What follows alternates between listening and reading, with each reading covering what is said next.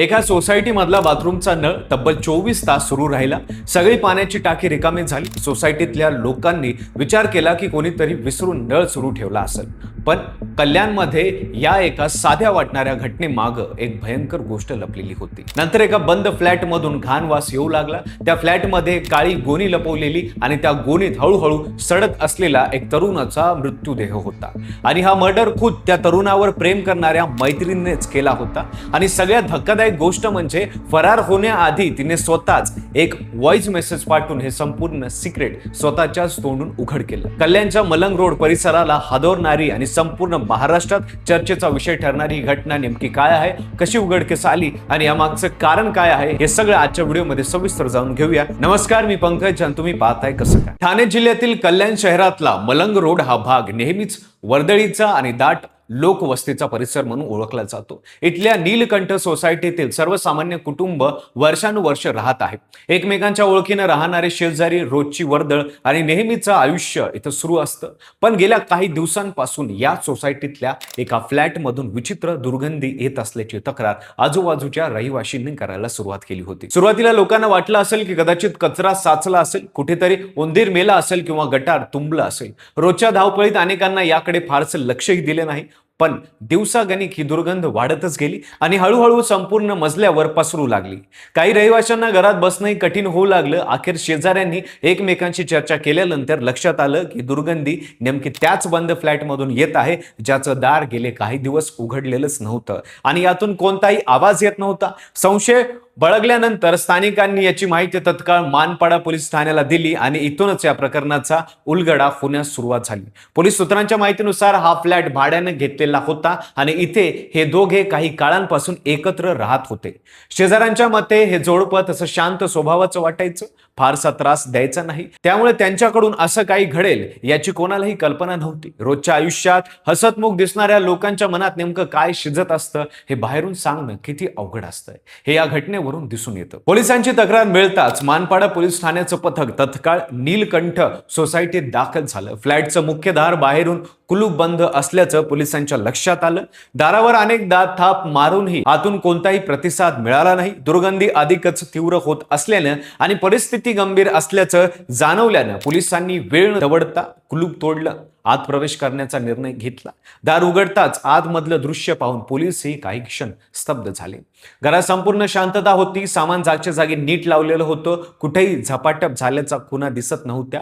पण बाथरूमच्या दिशेने जाताच त्यांना एक मोठी संशयास्पद गोणी दिसली. ती नीट बांधलेली आणि कोपऱ्यात ठेवलेली होती.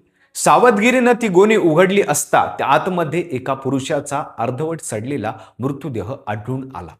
या क्षणी संपूर्ण सोसायटीत खळबळ उडाली आणि परिसरात पोलिसांच्या फौजफाटा जमा झाला. बघ्यांची गर्दी जमली, कुजबूज सुरू झाली आणि काही वेळातच ही बातमी संपूर्ण परिसरात पसरली. तपास पुढे सरकत असताना पोलिसांच्या हाती आणखीन एक धक्कादायक जाब समोर आली. बाथरूमचा नळ पूर्ण क्षमतेने सुरू ठेवण्यात आला होता आणि तोही तब्बल 24 तासाहून अधिक काळ. सुरुवातीला पोलिसांना वाटलं की कदाचित नळ चुकून उघडा राहिला असेल, पण सखोल तपासानंतर स्पष्ट झालं की ठरवून केलेली योजना होती. आरोपी महिलेनं मृत्यूदेह लवकरात लवकर सडावा आणि रक्ताचे कोणतेही डाग शिल्लक राहू नये यासाठी जाणीवपूर्वक हा नळ सुरू ठेवला होता. सोसायटीत रोज ठराविक वेळेला पाणी येत असल्यानं ते पाणी थेट गोणीवर पडत राहिलं, ज्यामुळे मृत्यूदेह भिजून लवकर कुजण्याची प्रक्रिया वेगाने सुरू झाली आणि पुरावे नष्ट होण्यास मदत झाली. एवढं क्रूर प्लॅन करून अनुभवी पोलीस अधिकारी चक्रावले. गुन्हा लपवण्यासाठी वापरलेली ही पद्धत सराईत गुन्हेगारी डोक्यात येणार नाही इतकी विचित्र होते. फॉरेन्सिक पथकाने घटनास्थळी पोहोचून सविस्तर पंचनामा केला आणि सर्व पुरावे काळजीपूर्वक गोळा केले. प्राथमिक तपासात असं समोर आलं की पीडित तरुणावर डोक्यात धारदार शस्त्राने वार करण्यात आले होते. हल्ला इतका अचानक आणि तीव्र होता की पीडिताला बचावाची कोणतीही संधी मिळाली नसावी असा पोलिसांचा प्राथमिक अंदाज आहे. मृत्यूदेहाची अवस्था पाहता ही घटना काही दिवसांपूर्वीच घडली असावी असंही तपासात स्पष्ट आहे. मनपाडा पोलिसांनी संबंधित महिला विरुद्ध हत्येचा गुन्हा दाखल केला असून तिचा शोध सुरू आहे. पोलीस आता या दोघांमधलं नातं नेमकं काय होतं, दोघं किती काळापासून एकत्र राहत होते आणि हत्येपूर्वी नेमकं काय घडलं होतं याचा शोध घेत आहे.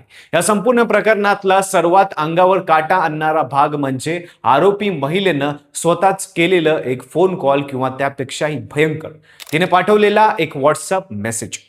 हत्या केल्यानंतर आणि पुरावे नष्ट करण्याचा आटोकाट प्रयत्न केल्यानंतर ती महिला कोणताही मागमूस न ठेवता शांतपणे कल्याण सोडून थेट कोलकात्याच्या दिशेने रवाना झाली. पण फरार होण्याआधी तिने घर मालकाला एक व्हॉइस मेसेज पाठवला. या मेसेजमध्ये तिने अत्यंत शांत आवाजात सांगितलं की फ्लॅट मधील बाथरूमचा नळ सुरू आहे आणि तिथे एक मृतदेह ठेवलेला आहे. एखादी व्यक्ती स्वतःच केलेल्या इतक्या गंभीर गुन्ह्याची अशा प्रकारे स्वतःहून कबुली देईल याची कल्पनाही करणं कठीण आहे.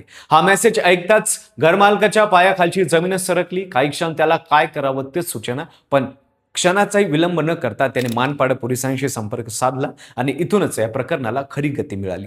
या एका मेसेजमुळे संपूर्ण गुन्हा उघडकीस आला आणि पोलिसांना थेट धागा हाती लागला. अन्यथा हा गुन्हा आणखीन काही काळ लपून राहिला असता. एखादी गोष्ट किती काळजीपूर्वक लपवली तरी ती शेवटी उघडकीस येतेच, हे या घटनेनं पुन्हा एकदा सिद्ध केलं. सध्या मानपाडा पोलिसांनी या प्रकरणी हत्येचा गुन्हा दाखल केला असून आरोपी महिलाचा शोध युद्ध पातळीवर सुरू आहे. तिने कोलकात्याकडे धाव घेतल्याची माहिती मिळाल्यानंतर पोलिसांची विशेष पथक तिकडे रवाना करण्यात आली आहेत. स्थानिक पोलिसांना सोबत घेऊन आरोपी महिलेला लवकरात लवकर ताब्यात घेण्याचे प्रयत्न सुरू आहेत. रेल्वे स्थानक, बस स्थानक आणि इतर संभाव्य ठिकाणी सीसीटीव्ही फुटेज तपासलं जात आहे. दरम्यान मृतदेह वैद्यकीय तपासणीसाठी पाठवण्यात आला असून शवविच्छेदन अहवालातूनच हत्येचं नेमकं कारण, वेळ आणि पद्धत स्पष्ट होण्याची शक्यता आहे. या हत्येमागे नेमकं कोणतं कारण होतं? हे प्रकरण फक्त प्रेम संबंधातील वादाचं आहे की यामागं आर्थिक व्यवहार, फसवणूक किंवा आणखीन काही गुंतागुंत आहे? याचाही तपास पोलीस बारकाईने करत आहेत. तसंच या गुन्ह्यात आरोपी महिलेला इतर कोणी मदत केली होती का? तिला फरार होण्यासाठी कोणी मदत पुरवली का? हे देखील तपासाच्या केंद्रस्थानी आहे. सोसायटीतील रहिवासी अजून या घटनेच्या धक्क्यातून सावरलेले नाहीत. अनेकांना अजूनही यावर विश्वास बसत नाही की त्यांच्याच शेजारी इतकं भयंकर कृत्य घडलं. परिसरात पोलिसांचा वावर अनियमित असून प्रसार माध्यमांशी गर्दी जमलेली दिसते. सोसायटीच्या प्रवेशद्वारावर आता चौकशीसाठी थांबवणाऱ्या पत्रकारांची आणि उत्सुक नागरिकांची सतत ये जा सुरू आहे. पोलिसांनी परिसरातील सर्व सीसीटीव्ही कॅमेऱ्याचे फुटेज ताब्यात घेतले असून आरोपी महिला घटनेनंतर नेमकी कुठून कुठे गेली याचा माग काढला जात आहे. तिच्या मोबाईल क्रमांकाच्या लोकेशनचाही तपास करण्यात येत असून तांत्रिक विश्लेषणाच्या मदतीने तिच्यापर्यंत लवकरात लवकर पोहोचण्याचा पोलिसांचा प्रयत्न आहे. या प्रकरणाची व्याप्ती केवळ कल्याणपुरती मर्यादित न राहता आता आंतरराज्य पातळीवर पोहोचली असल्याने महाराष्ट्र आणि पश्चिम बंगाल पोलिसांची मदत घेतली जात आहे. एका नात्यातून सुरू झालेला हा प्रवास एवढ्या भयंकर आणि क्रूर वळणावर जाऊन थांबेल याची कल्पनाही कुणी केली नसेल. सगळ्यात मोठा प्रश्न हा की स्वतःच केलेल्या गुन्ह्याची कबुली देणारा तो मेसेज तिने का पाठवला असेल? अपराधीपणाच्या भावनेतून की आणखीन काही वेगळ्या कारणासाठी? हे कोडं आता फक्त पोलिसांच्या तपासातूनच उलगडू शकतं. तोपर्यंत हे प्रकरण कल्याणकरांच्या मनात एक अस्वस्थता करणारा प्रश्न बनून आहे. तुम्हाला या प्रकरणाबद्दल काय वाटतं ते कमेंटमध्ये नक्की सांगा. व्हिडिओला लाईक करा, चॅनलला सबस्क्राईब करायला विसरू नका आणि बेल आयकॉनला दाबा आणि पाहत राहा फक्त कसं काय.